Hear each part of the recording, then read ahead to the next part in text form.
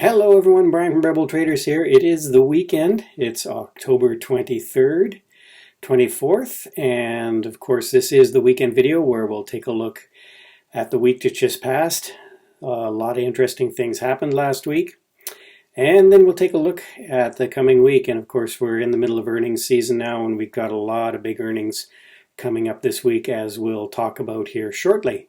So let's get down to it.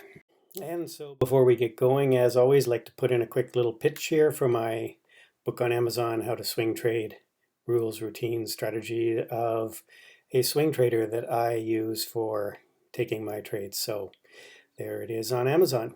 Let's get down to some analysis here and some watch stocks for the coming week. Okay, so a quick overview, high-level view of what's coming up this week. We've got, as I said, lots of earnings coming up. Facebook on Monday. Been really taking a beating over the last couple of weeks with all the issues that have come up. And of course, Snap's report on Thursday night didn't really help Facebook at all. It took another bit of a dip there. We'll talk about that as a trade opportunity in next few minutes. Google and Microsoft on Tuesday. Some more big tech names coming up after the market close. Couple of Dow stocks, McDonald's and Coke on Wednesday for the market open, and of course another couple of big tech stocks here Thursday after the market close, Apple and Amazon. So as I said, we've got a week chock full of earnings and some big stocks coming up here, high profile stocks. And just as far as last week's action goes, we did hit an all-time high on the SPY. Same with the Dow. And really still no sign of weakness. And I spoke about this in last week's video, that all-time high was in play on the SPY. And there you go. It made a new all-time high this week. NASDAQ's still looking a little challenged here. Lots of techs reporting this week, as I mentioned a bit earlier. And so we shall see how that impacts the NASDAQ going forward. Of course, NASDAQ probably reacting a little bit negatively to this rise in interest rates that we've been seeing over the last week. Got up over 1.7 at one point, closed around 1.65. We'll take a look at that. IWM is still range bound, but it's making a series of lower highs. We'll take a look at that in a minute. And the dollar was weak last week, so commodities continue to look decent, along with the emerging markets. So let's take a dive and look at the charts. So as I mentioned here, you can see here the 10-year. This is the weekly chart. We did break out of this pennant that formed. And again, it's just been every week we've been pretty much been going higher. We did end up going over 1.7, I believe, 1.68. Thought it went over 1.7. But anyway, you can see the trend is still higher, and this sort of 1.74 number is still in play. If I continue to maintain, if we break through this, it's probably going to have a pretty more of a negative impact on the market as yields start to keep rising, if that in fact is the case, or if we come up here and then reject and maybe chop along like we did the last time. So keeping a close eye on that again next week as we go through the week. And just know that as things go higher, it will not be good probably for the Qs for sure. And the transports here, what another incredible day. Yes, Friday, I should say. You can see the entire week was just up on the transports. And we're getting into a little bit of overbought territory. We're really getting extended from these moving averages here. And you can see here on the weekly breaking out, and we're right back near this all-time high that we put in back in May. So still some strength there, no question. And again, all-time high could be in play next week. The Dow, again, we did break above that all-time high put in back in August. We did pull back on the day. There's a bit of profit taking after this big run up during the week. So nice move on the Dow.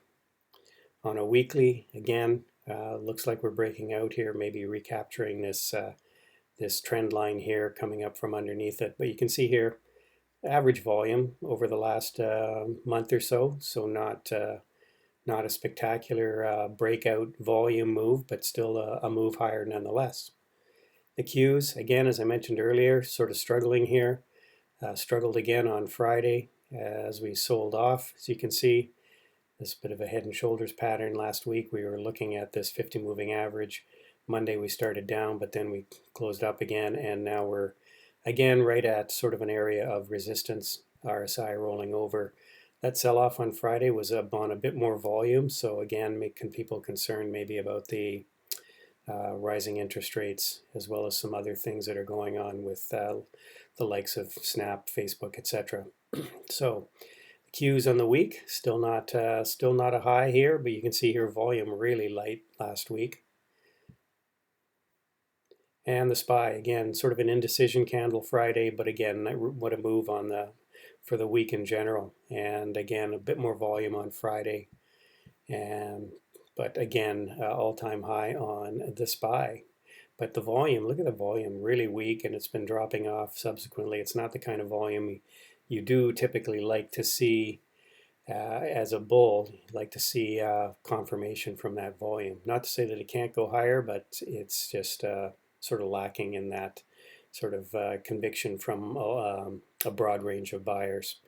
And of course here you can see the IWM. This is what I spoke about earlier, how it looks like it's poised possibly to break out here. You can see here's a low, here's a higher low, here's a higher low, here's a higher low, and you can just see it continues to make a series of higher lows here. And this, of course, is one area that we've got a lot of resistance at, this 228 area. So I'd be watching for this to break out next week, and then we could be back up looking at this 231 level as the next area of resistance. So IWM small caps are looking pretty promising here on a weekly. Again, we are getting back up to these prior highs here. Again, we'll probably be struggling maybe to get through them, because you can see here there's a lot of volume up in this area here. A lot of people, that's why people keep, why this has been rejected a number of times. Probably some people that bought up here in this area. Now that it gets back to that level, there will be some sellers there looking to be made whole, as they say. See RSI kind of turning up here, stochastics are turning up, so it does look relatively positive for a possible breakout. TNA would be one good way to play that, the Trixion ETF. And here you can see the dollar again. Like I said, Monday was a bit of an indecision day, and then we really sold off Tuesday through Friday, just kind of held this prior level where we broke out from here. So again, a little bit of dollar weakness, the volume just dropping off a lot here. So let's finish up with the volatility. Again, volatility really, really low here this week. Dropped back down to where we've had areas of support before, and then popped back up. So maybe, if you were going to take some play on volatility, this might be a good time to do it, because this has typically been where we've bounced from before. And again, if the tech earnings start coming in okay, but we get a lot of negative guidance, that's probably going to drag a lot of the stocks down, possibly with us next week. Again, a lot of it will depend on commentary coming out of the earnings calls. And you can see here Bitcoin really surged here up, broke out to an all-time high. Now we're pulling back. This 20 moving average looks like a possible level of support. But again, trend is your friend, and it definitely looks like the trend is to the upside on Bitcoin. So a quick look at the sectors here before we move on to some watch stocks. You can see here consumer discretionary had a really good week. I mean, most of the indexes had a good week except for communications, which was down, probably flat on the week. Technology looks like it's putting in a bit of a top here. And all the industrials, materials, all nice trending higher. Energy really didn't do a lot. It didn't sell off, but it didn't push higher. It looks like it's in a phase of consolidation. A lot of people predicting oil going higher here in the short term, and a lot of it's going to depend, oil and natural gas, a lot of it's going to depend on what kind of a winter we have here coming up. So predicting the weather would be a nice talent to have if anybody had one. Unfortunately, that's probably out of the question, unfortunately. Staples, again, we kind of just finished off flat on the week, but sold off and then came right back up. Healthcare is starting to look a little interesting. Double bottom here, heading higher. We're at the moving average, 50-period moving average here, but healthcare is looking interesting. Utilities and staples, these seem to be kind of picking up here. Maybe some safety trade going on. And the financials, of course, financials had a bunch of good reports in the previous weeks when we got through starting the earnings season, and they've been doing fairly well ever since. And of course, in a rising interest rate environment, financials will do fairly well. So if the interest rates continue to rise, that is one area you can look at for strength. So let's move back to the stocks that I'll be watching this week. Apple is definitely on my list. Again, reporting Thursday. And it looks like at this point we're kind of stuck here at this 150 level. And I'll be interested to see how we trade going into earnings, and I'll be looking for a possible trade after the earnings. I do not like to hold trades through earnings unless it's maybe a really outsized put or an outside call. But generally speaking, I like to stay away from earnings until they come out, and then look for opportunities to trade them. But we'll be keeping an eye on Apple for later in the week for sure. Got the wrong thing going on here. That was EPI. That was one stock I'm still holding on to. Affirm, I'm watching Affirm. It's kind of topping out here. It definitely looks like it's into a period of consolidation. I've got an alert set for 160 if it does start to break out there. You can see here the volume's kind of dropping off after we had this big surge. So I think if it consolidates a little bit, it could continue to move higher here. It's got a little bit overbought on the stochastics, and it's still looking like it's in an uptrend. DraftKings, this was one I missed. I was busy trading Fun, FPHUN, on Friday, and I missed my alert because I was watching this 48 level here. You can see how many times we tested it. I felt like it was going to lose this 48 level and sell off, and sure enough it did. Unfortunately, I missed that alert on my phone as I was distracted with something else.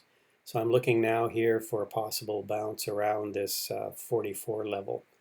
So I'll be setting an alert in that area. Facebook really sold off on Friday, again reacting to the Snap news. You can see here, put in a nice bottom. I had some 325 calls that I had, or puts that I had sold. I had 325 puts that I had sold. They were really well in the money until Friday. I'd sold already a fair amount of them, and I had a few left, and of course got to end up getting out of them pretty much flat, the remaining couple that I had. But you can see here again, Facebook is going to be reporting Monday after the close. So again, I'll be watching this very closely. 300 is an area that if it does sell off some more, 300 is definitely an area I will be watching on Facebook. I just wanted to point something out here really quickly. When I was speaking about options trades, I just thought this was really fascinating. This was going into Friday's close, and unfortunately I sold my 325 calls, or covered my puts, I should say. I keep saying calls. I covered my 325 puts somewhere around here, so about $3. It was about, actually it was about 250. I think I covered them for. And then look at this these last 10 minutes. Look at how they pushed this stock up. This is pure manipulation. This was people trying to get this, or traders, or investment companies really trying to get this stock back up to 325. They were really trying to push this back to this 325 strike price on the for the options for it to close around there. So there was some pain there, max pain, they call it on options. If the stock had closed down in this 320 level, and they really went to a lot of expense to push this up to close it close to 325 right at the close. Unfortunately, I didn't know that was going to happen. Otherwise, I could have closed my puts out a lot cheaper. But I just thought that was kind of an interesting interesting move right at the close there, and that's probably why it happened. Speculating, but I'm pretty sure that's what happened there. So anyway, FCX again, watching for commodities to go higher here. Copper's been on a real tear. It's been hitting new highs, the metal itself, and looking for a break of 39 there. FedEx, as I had mentioned earlier, thought it was putting in a nice lower high or double bottom, whatever you want to call it. We're right back up to this level here, and eventually I believe we are going to close this gap here. There's no, so you can see there's no buyers or sellers in this area, no volume there. So once we get through this level, I think we're probably going to be heading back up to that 350 level, or 250 level, I should say. We'll be closing this gap over time here. So it may take a while to get back up there, but I believe we will be closing the gap on that. I've taken some gold this week because I think gold is going to is looking like it might be breaking out here. You can see here we've put in a bit of a head and shoulder pattern. Now we seem to be breaking out to the upside. It is going to be probably a little volatile. We had a big volume day Friday, but I'm really liking gold. And I'm not really playing gold per se. I'm playing it through the miners, GDX, GDXJ. I didn't want to throw all those charts up there, but obviously the miners all trade based on the value of the underlying asset, which is gold. So I'm just showing you here. I think gold and silver are looking like they're going to start to go higher. Goldman looks like again here, this 415 level looks like area where it's had lots of trouble getting through, so it either going to break higher and go higher, or we're going to reject here again, in which case you could probably sell possibly some calls, collect some premium.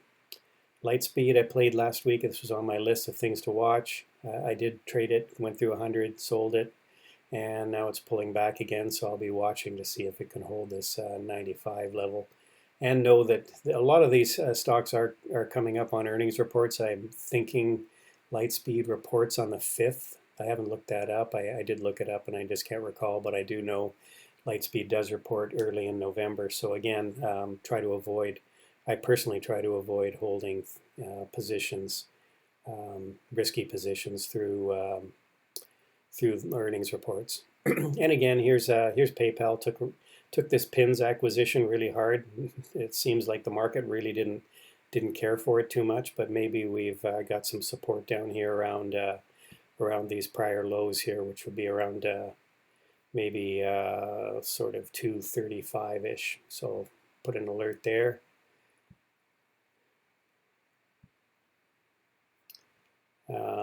Tesla. Again, this is just a rocking stock. It just keeps going. It could be due for a little bit of a pullback here, but again, if you can stay long Tesla, if you're long, just looks like it wants to go higher. Again, energy, just keeping an eye on energy because I think it's probably going to go higher here. And we're back to Apple. So that kind of wraps it up. So back to our sheet here, week of 24th, again, just for some context. Again, all-time high on the SPY and Dow, really no sign of weakness yet, so just watch for some continuation there, but a lot of it's going to depend on where we see with as these earnings start to come out during the week and what the commentary is during those conference calls and how the CEOs and CFOs see the challenges going forward with all the supply chain issues, inflation, etc., etc. IBM or IWM, small caps do look like they're poised to break out there. Keep an eye on those levels. Watch the 10-year interest rates. If they continue to rise, just keep an eye on that because you know that won't be good for probably the growth stocks. And yeah, that's about it. So we'll hope everyone had a great weekend. And we'll be looking forward to seeing everyone again in the room again on Monday morning. And we'll hopefully have some more rockin' action in the markets to trade. Have a great weekend, what's left of it, everybody. And 8 o'clock Monday morning, we'll be kicking things off with a pre-market show live on YouTube. Bye for now.